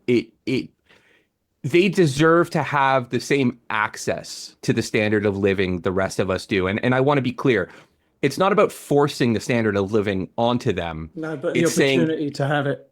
If this is what you want, it is here for you. Yeah, I think there's a big base in your future for design to be designed at some point. Because the way it's to look like is a new port and a big FU military base up there. They'll probably be American and Canadian in the end. That's where it goes. And I think we're seeing more collaboration or a spirit of collaboration between Arctic Circle countries. And when I was up in Yellowknife last March they have a great, the Snow King, they build a big snow castle right there in Yellowknife Bay on Great Slave Lake. Big ice castle. It's very, very impressive. But they had a little pavilion about all the other Arctic Circle countries.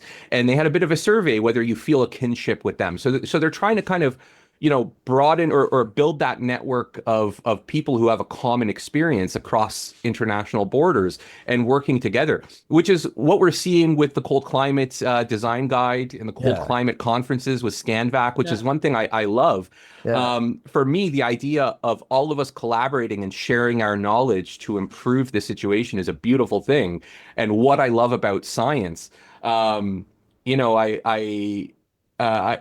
hesitate to get involved with defense because it kind of saddens me that the best and brightest minds have been used to poke holes into other people.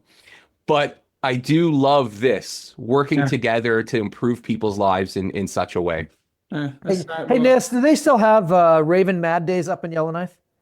Raven Mad Days? I don't know. I'd have to talk to my friend Alex up there. So, and this is going back a long, long time ago, but I think they're still holding it, but it's the longest day of the year, right? So and what happens is that they shut down Main Street, and then all of the different cultures have pavilions on the street. Oh, neat. And what ties them together is that nation's alcohol. So you can start at the Ukrainian booth, have some, vodka, or the Russian booth, and then you get to the Scottish booth, and then you just keep working your way down the different flavors of alcohol. By the time you get to the end of the Main Street, you're just totally hammered. So Yellowknife, as you're probably aware, Robert, is a big government town, right? Different levels of government are the biggest employer there. On the Yellowknife subreddit, their slogan used to be, what was it? A small drinking town with a government problem, is how they put it. That's hilarious. That is funny. So true. That is so true. Yeah. All right, guys, listen, we need to bring this one home. So let's finish with a couple of quick fire questions. Actually, so My one is, like, are you really going to get that P.Eng? You going for it? It's, it is something I'm looking for as somebody who's, like I said, woefully uneducated. I really do value it, and I do want to chip away at, I think, a bachelor's of science, because I love it and I can learn what I want, and that'll hopefully make me eligible for it. So it's still something I want to get, if nothing else, so I can take that goddamn oath and get my iron ring. You want that oath, then? All right. Well, I think you should do it. Go for it. I'm on your team with this. I'm team this. Go. Yes, my question for you actually is around associations and the usefulness of associations in a time where things change. Do you think that the associations are prepared for the future? To some degree, it depends on the association. I will say, let's say professional engineers of Ontario or other regulating bodies, I don't think so. The point of engineering being so broad and giving engineers the flexibility is because they're at the forefront of applied science, or ideally, right? They're applying science that has never been applied before, so they need the freedom and flexibility to pursue that. The problem is things like software engineering, which is now touching everything we do in life, is pretty much completely unregulated. Same with things like drones. It's this little niche that nobody knows what to do with yet. So nobody, even though I argue it meets the 3-part test, the PEO is saying you must be an engineer to design drones or write the software for drones, which is, in my mind, a problem.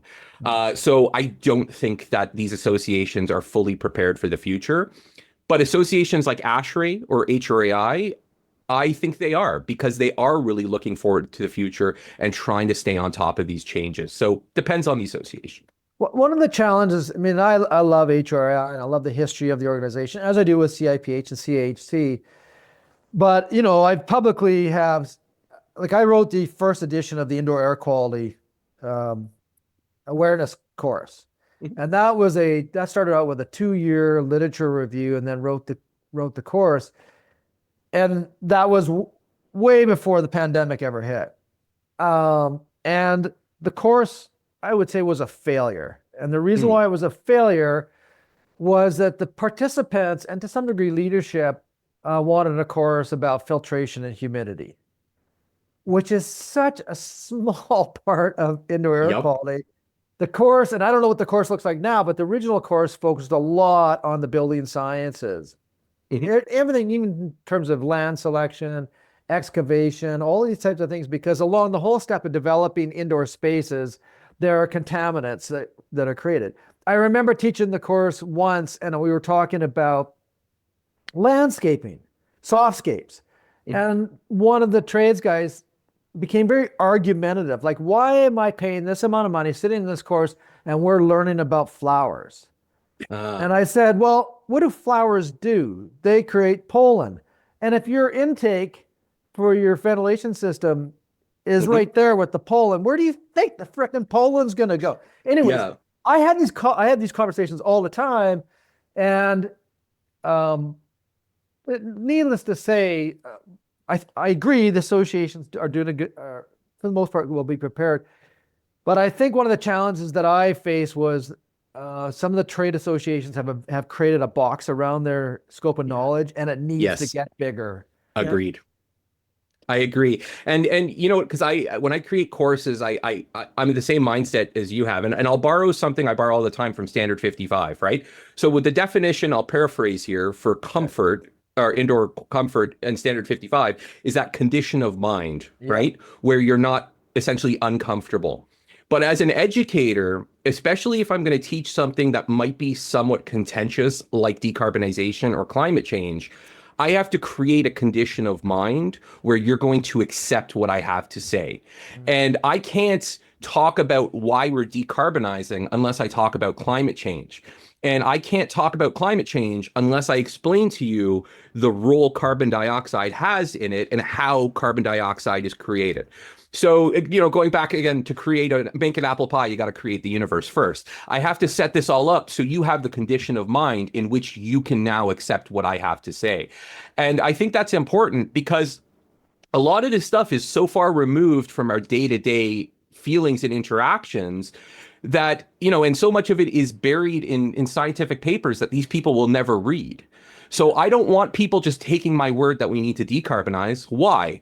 Well, because of CO2. But don't take my word as to why CO2 is an issue. Here's how it is and how long we've known about it. So I feel like we really have to broaden that scope. Same example with your pollen. If you don't know where pollen comes from, you're not going to know where to look for it, right? Yeah. And that's why, like earlier on, when I sort of prefaced the question about people's own lenses, when they look through their own lens, they only see the world as they see it, but they've failed to be able to see it from other people's perspectives. Yeah. Yep. And so when it comes to carbon and climate change, I developed a phrase, climate change is of consequence, because I'm not a climatologist. I don't know dick shit about weather and all that kinds of stuff. But I do know that when things change, there's always consequences. And we've seen the consequences of elevated temperatures where even in Canada, like in Vancouver a few years ago, it was over 500 people died as a result of a heat spell that came in. That's a consequence. That's a real consequence. So you can, the ignorance that people have because they only have one set of lenses and they refuse to accept the changes. Well, when you travel with the Minister of the Interior and he's telling you about communities sinking in the oceans, you may not want to believe it. Mm-hmm. But buddy, or whoever it is that's in denial, like you have such a narrow world around you, and that's a problem for you. And because you have a voice, because that's what the internet has given you, you're able to manipulate other people's belief systems. And there's got to be a certain place in hell for individuals like that. This is a really important discussion, actually, because associations, I think, are floundering. And one of my measures for that is how attractive are they to younger people? And the answer is they are not at all. I think ASHRAE is. I think there's so much that we're doing to help young engineers and bring them into the fold. It's not what you think, it's what they think. Most people I know avoid ASHRAE. I think it's people like us. So, I mean, I think that's starting to change, right? Like I'm now too old for YAY being young engineers in ASHRAE. It's the program up to 35 and now I'm 38. So I'm one of the ultra conquerors. Yeah, I'm one of the gray hairs, right? But I think there's so much now. YAY is a relatively new thing within ASHRAE for an organization that's about 150 years old. But it's been very successful. And I mean, I'm one of the ones singing the gospel because I've benefited so much from it. And I share that with my students. And so, I mean, I think we're seeing a big shift in demographics to the younger generation for two reasons. One, because of the success for YAY, and the other because we keep holding summer conferences in like places like Phoenix and Tampa, and that seems to be killing off the older crowd with 120-degree weather. But I think it's becoming more successful, and I think we'll see improved membership in the younger group. I mean, I don't think there's not enough done to overtly attract them and speak their language. It's about communication and outreach always, right? That I agree with. That I agree with. And it's something we struggle with, and we spend a lot of time, what's your elevator pitch for ASHRAE? And so it's something that we're working on. I sit on the communication standing committee at ASHRAE, and this is something we discuss every meeting. How can we be more effective in our communication? How can we help and bring people into the fold? And it's growing, right? I mean, we're growing internationally faster than we are domestically. And when I say growing, apparently the membership's been kind of stagnant. We've been losing members in the US, but gaining members internationally. Yeah, that makes sense. So I think there is a bright future for ASHRAE. And I honestly, for me, because I didn't come up in an engineering company, I've always been pretty much self-employed with my family's business or now my own business. I had no in-house mentors. So ASHRAE was my surrogate. ASHRAE was what connected me with everybody else. And so I can't stop singing its praises. And, actually, that's a benefit that needs to be trumpeted more, actually. Your mentors are here. That's how I keep conning my students into joining. But someone says something to me, and we'll wrap up, that really made me think, and this all drove me down this road, right? So we've gone from, we're in a transition from the knowledge economy to the influence economy. Now, I know that sounds stupid because most people think, I'm on my jet, I'm on my Lamborghini. No, actually, real persuasion is about influence. And influencers succeed now because knowledge, particularly with the advent of AI, is not going to become a benefit, a distinguishing advantage for you. Influence is going to be the new advantage. Your ability to communicate your idea, your point of view, and persuade people, that is Bang on. the difference now, right? It used to be you had to be the cleverest guy in the room, you won. That ain't it anymore. Bang on. So I'm going to credit Ralph Kaizen. He is the one that ASHRAE gets to teach their young engineers in ASHRAE Leadership Academy, level 1 and 2. Yeah. I can't say enough about these. Anybody who's listening, if you're eligible, take this. It is amazing. And one thing he talks about is the distinction between IQ, intellectual quotient, and EQ, emotional quotient. Yes. Yeah. And he says up to this point in your career, because again, all under 35, you have been continuously rewarded for your IQ. You were smartest in high school, so you went to engineering school. You did really well and you got out, but all of a sudden you get into the workforce and now everybody is more or less the same level of smart as you. How do you distinguish yourself? It's not the IQ anymore. It's the people who can work well with others, who can lead. All of these things are what set you apart. So you're 100%. The other thing is, it doesn't matter how good of an idea you have as an engineer. It isn't worth shit if you can't communicate it and get somebody to believe in you. I am always spending other people's money, right? So when it comes to designing, so I have to convince them that my way is the right way. And it doesn't always happen. I've lost a project before because I couldn't convince them that my solution was the best one, even though I went through a process that I felt was the best way to do this. But you have to be able to sell your idea and work well with others. Otherwise, nothing happens. Yeah, and this is a problem. Engineers generally suck at that real hard, right? Well, I think there's certain personality traits that get attracted to engineering, and they don't typically involve good social skills. So I think called the silence of autism. Yeah. So maybe some of us are on the spectrum. Maybe some of us got into it for other reasons. And especially in Canada, the issue with kind of the ceremony with the oath is if you've already had a God complex, it's really going to reinforce that, right? Oh, yeah. And so that's how you get some of these guys who are like, I'm the guy with the ring, you're the guy with the hammer, just do it. And so it can be problematic. And we have to be really introspective. And I mean, listen, I'm human. God knows I fall for the same traps. And I've been in situations where, no, I'm the right one here. You're the idiot. But we have to be willing and always entertain that we're wrong. And in fact, that's part of my design process is I ask what sucks about it. Why should this option not carry forward and be executed? What's wrong here? And I try to do that with myself as well. Okay, how am I wrong here potentially? What do I need to fix here? And I'm not always successful at it, but I try. Nice. All right, well, let's wrap up there. That was good. We covered some deep. We fixed colonialism. We fixed the North. We fixed education and ASHRAE. We are awesome. That's all the problems are solved. Property development to the extremes. This was definitely a 10-beer conversation. Absolutely. All right, man. Listen, thank you so much for coming on. That was a really unique conversation. Thank you. I enjoyed it. It's been a blast. Yes. Yeah. How many people have a podcast about the Arctic? Not many, I'm going to say. All right, man. Thanks very much. The Edifice Complex will continue in just a moment. Are you passionate about the built environment? Do you want to learn from the industry's most inspiring, intelligent, and accomplished professionals? Then the companion to this podcast, Wisdom of the Property Crowd, is just the book for you. From Edifice Complex podcast interviews, this book distills the critical thinking, insight, and ideas of some of the property industry's most accomplished and respected practitioners. Each chapter is a synopsis of an hour-plus interview, capturing the takeaways and insights, including diagrams and images, to help explain concepts and ideas.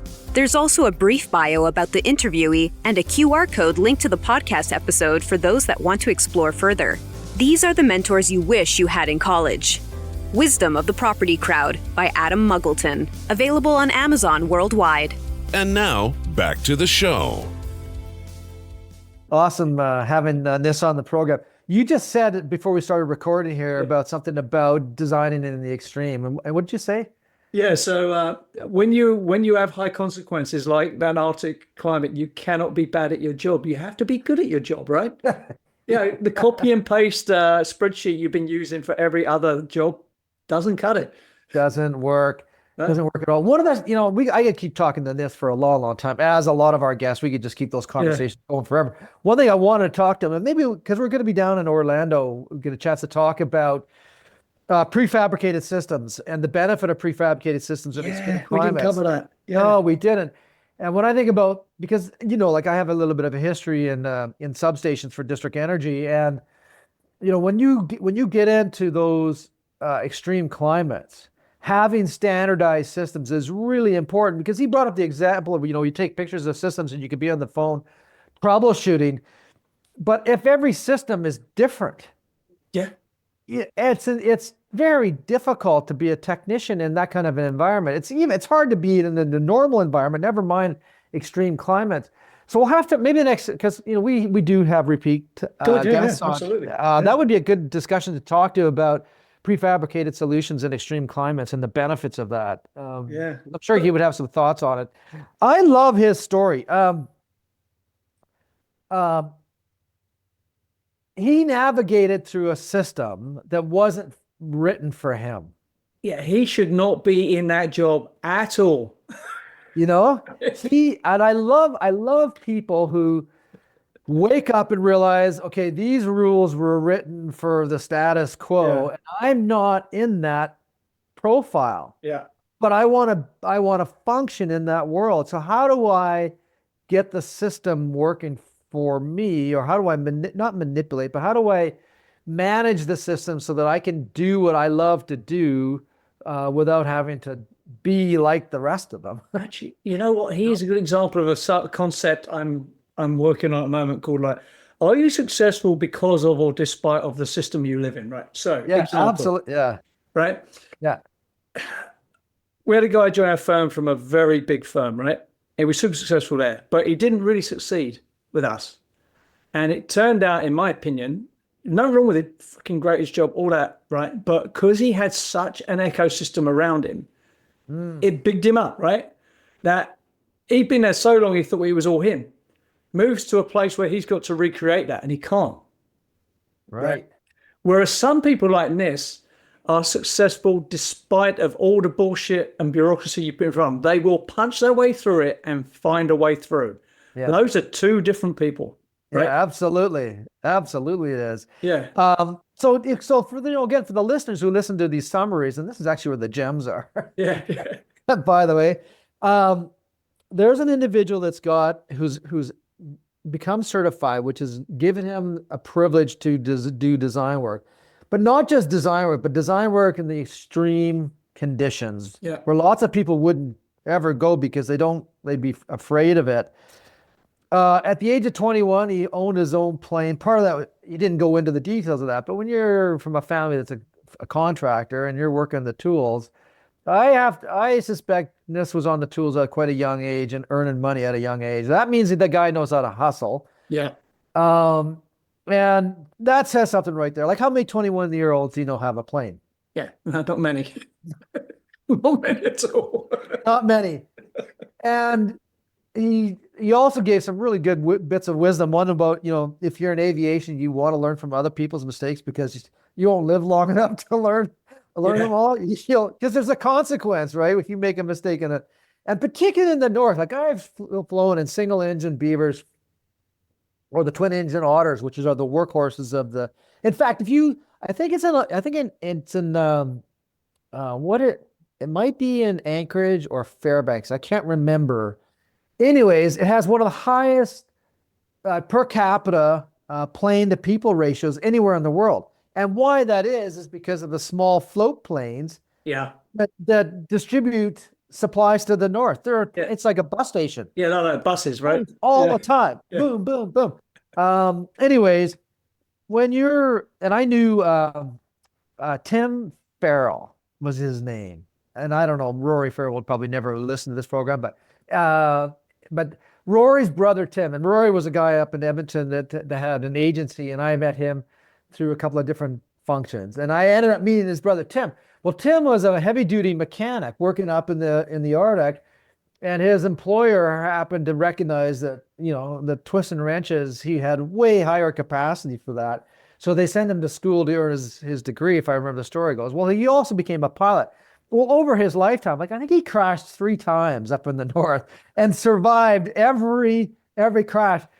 And the best time I ever met Tim was that we were in Ottawa for a district energy cogen conference. And I was out with Tim that night.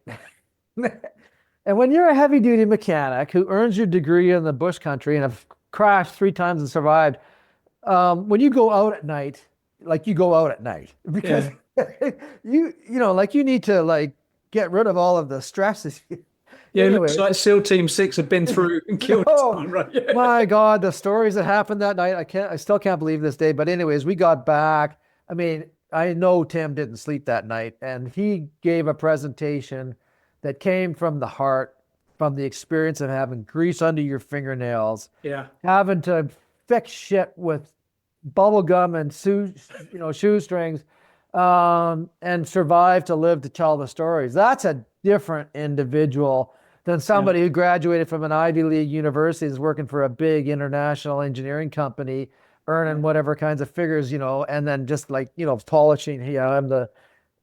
There's Tim. I'll have Tim. I would work with Tim. I would put my faith in Tim. I would trust my life with him because he's got the grease under his fingernails. He knows engineering, he knows mechanics, and he knows how to survive. I think what you're seeing with like the engineering licensing boards, they're a bit of an anomaly from another age, and the world is steering towards competence rather than the class system that is the engineering institutions.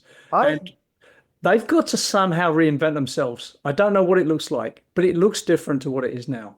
Adam, you bring up a really good point there. And where my brain just went with that when you said that was what the boundaries that are defining countries in the world are vaporizing. Correct. 100%. Like every day they get thinner and thinner and thinner, and people aren't looking for credentials as much as they're looking for capabilities. You're bang on with that. I think that's an acute observation. I can tell you, mate, when I interview someone, there's a few things going through my mind. None of them I'm saying out loud.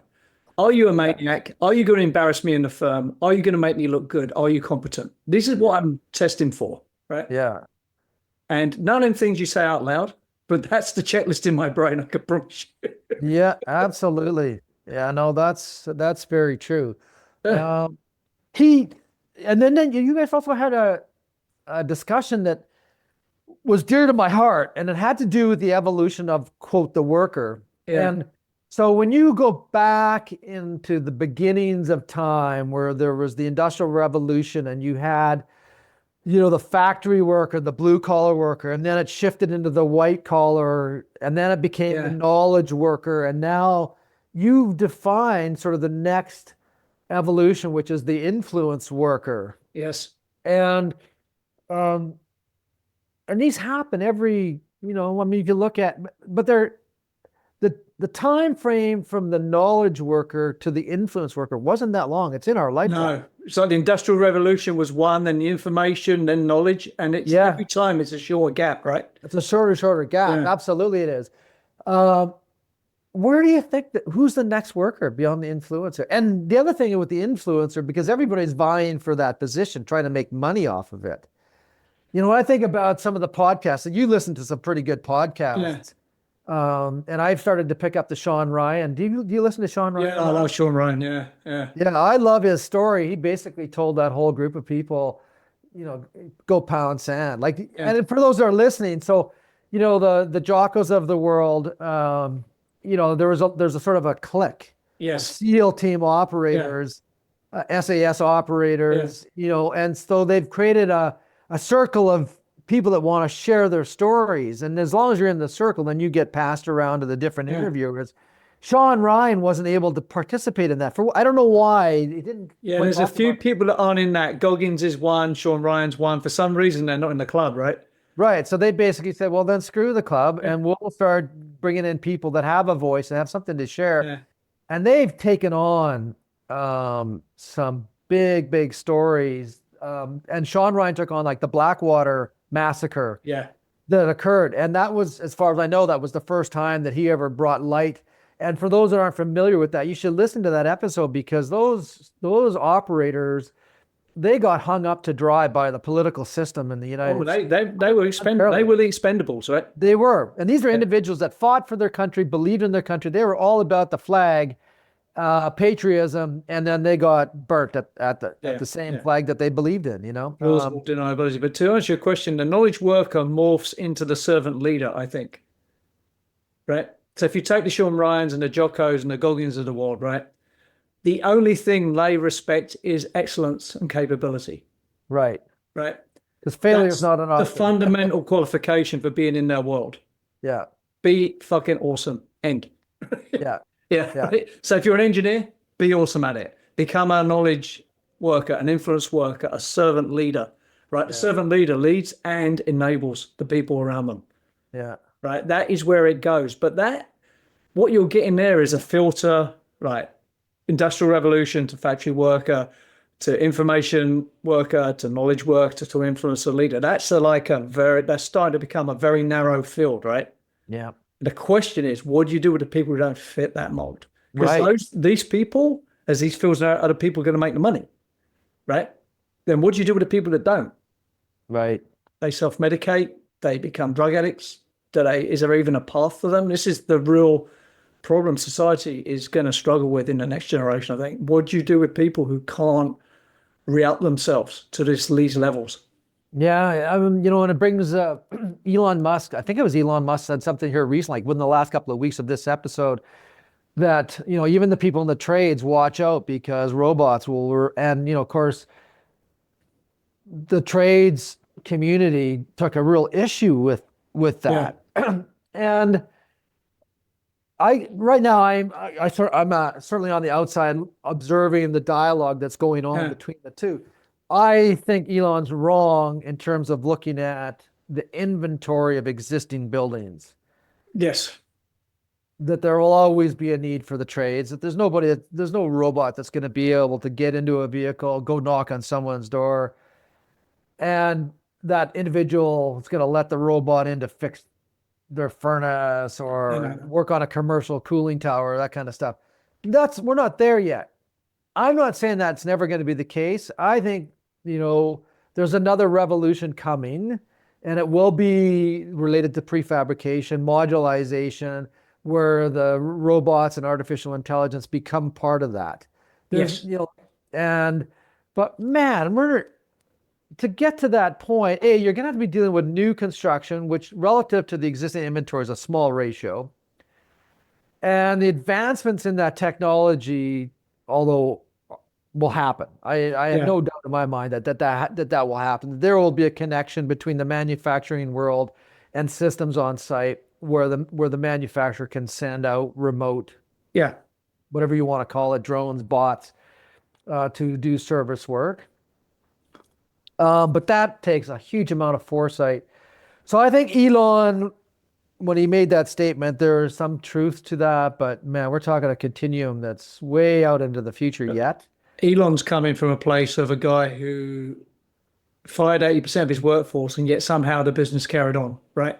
So look, if you said that was extreme, if you're Google, you're sitting there thinking, well, maybe I get rid of 40%. Is that enough? Mm-hmm. You know, because that falls to the bottom line, right? And that's basically what happened. After he did that, Facebook, Google, Microsoft all quietly started doing mass layoffs. Yeah. And they're all doing great, right? So, yeah, this is the whole Doge thing in America, right? They're saying, we got an embassy in Berlin. Do we need 300 people there? What's wrong with 150? Yeah. Right? And they're probably right. And how they're going to do it is they're going to offer early retirement to the boomers, right? And get rid of them. That's how it's going to go. But it does open up uncomfortable conversations, right? It does, absolutely, right? Yeah. Because what this is all doing is getting rid of people who are not great and leaving only the real competent people in place, because that was a test for Elon. Are you necessary to my business, yes or no? And that comes down to competence and output, right? So the days of being average mean you're the same as being no good. So in many ways, we're coming back almost on a circular evolution, because, you know, it was competence that that allowed society to evolve Yeah. to where it is today. But in many ways, social systems, I'd be careful of the wording here, but there's a certain ability for people with less skills to survive in today's world, more so in the past than today. I think it's actually more difficult today. And I think you're right that we have not seen the worst yet, where the evolution will come where people who are competent at a very high level will have jobs, will be able to have a standard of life that we've been lucky to have. But for those that are borderline, I think there's a tough road to come up of that we're not paying attention to. What I'd say, the way I classify it is average is the new no good. Right. And that's Latin for you're not earning a lot of money. Right. And that is the existential crisis that all politicians are going to grapple with over the next generation. Doesn't matter if you're left or right or in between, this is going to be a problem for everybody. This is also interesting. Politicians, will they be able to hide or be able to separate themselves from the competent worker? Because because we have a system that allows incompetence within politics. And incompetent politicians can actually earn a good income, and at least screw up for at least some period of time before they get forced out. Just take Canada, right? So if this sort of cost-cutting efficiency thing that Trump's administration is going to try and do works vaguely, the spotlight's going to come onto Canada, right? What do we do there? Now, take Rob Ford when he became Premier of Ontario, and then when he was Mayor of Toronto, I think. So one thing when he was Mayor, he did what the guy did in Argentina, just rationalized a load of wards and just made several league councillors. The two things gone. Yeah. So not only did you save their salaries, you saved the commitment to their pensions. Right. That was a massive saving over 25 years compounded, right? Because the pension thing is the problem, right? Why doesn't everyone who works for the government have a RRSP or 401k? Right. Rather than a taxpayer back thing. They should say, here's your money. You're the same as everybody else. Go. Yeah. That would save $1 gazillion, right? But you need a vast majority in power to make anything like that work, right? Because you've got to push that through, despite what people say. But that's the medicine that needs to come down to Canada. And it will take a politician with a massive majority to do it. Yeah, and the testosterone, we don't have that here, right? The estrogen and testosterone to willing to take political risks. Yeah, you've got to go into that knowing, it happened like in the 90s when the economy collapsed in Canada. What happened, right? I think it was a Liberal government. Then they just say they go, department's right. You got 10 people here, 1 or 2 are staying. You decide. Yeah. Because it had to happen that way, right? Because there was just no money. That's what we're going towards again, I think. Absolutely. And when you think about you look at all the different ratios that we have in Canada, we're a mess. And, people Canada's a great country, no doubt about it. There's a lot of virtues here. But I got to tell you, I don't know if the average Canadian understands the financial precipice we're sitting on. Oh, it is. Due to it's scary. It's very grim. People do not understand what's going on. No, they don't. And particularly for those that are, for us old farts, I don't know. Some days I'll wake up and I go, thank God I grew up when I grew up. Oh yeah, you and I got very lucky actually. I think yeah. But at the same time, I have to think about the next generation. I'm going, my God, what have we done to them? We've effed it up. So frankly, for me, when my son graduates as an electrician, I'm going to try and convince him to move to America. I have no faith in what's going on here at all, unless that changes in the next 3 or 4 years. Yeah. So, but that's me, right? So that we've drifted all over the place. Anyways, big shout out to Niss for coming on. Again, it's a good opportunity. 2025, New Year's. This is our 6th season, Adam? Are we going into our 6th season? 5th season? Yeah. Well, do you know what? We're coming up on 100 episodes very soon. I've got to work out. It's the next 1, 2, or 3. It's the 100th episode. We should celebrate that, actually. let me look at the numbers on that. It's close. It's really close. Crazy. Holy shit. And that's 6 or 7 years we've been doing this. Yeah, and so, I think we owe a big thank you to our guests who have, like Niss said, and I've used the statement before, that when you look at totem poles or any form of art, the art always existed. All you did is you got rid of all of the crap that didn't belong. And when I think about the guests that we've had on over the last 6-7 years, they've chiseled away at the shit that doesn't belong and, have formed this edifice complex that we've sort of, that you started. It was your idea. You asked me, to join your journey, and thank you. The adult in the room, basically.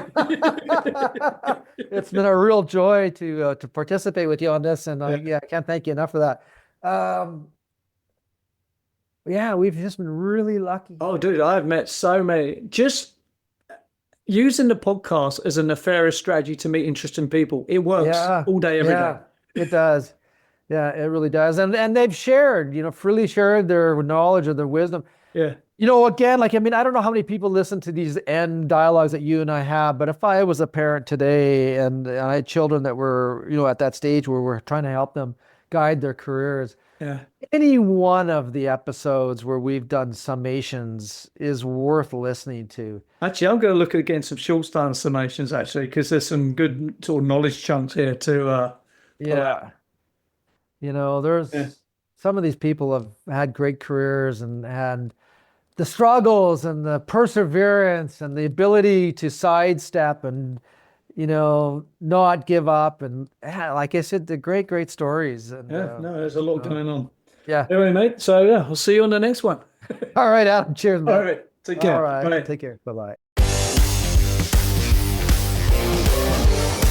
You've been listening to the Edifice Complex podcast with Adam Muggleton and Robert P.Eng. To access show notes for this episode, visit edificecomplexpodcast.com. If you have enjoyed this podcast, please leave us a review on iTunes. See you next time.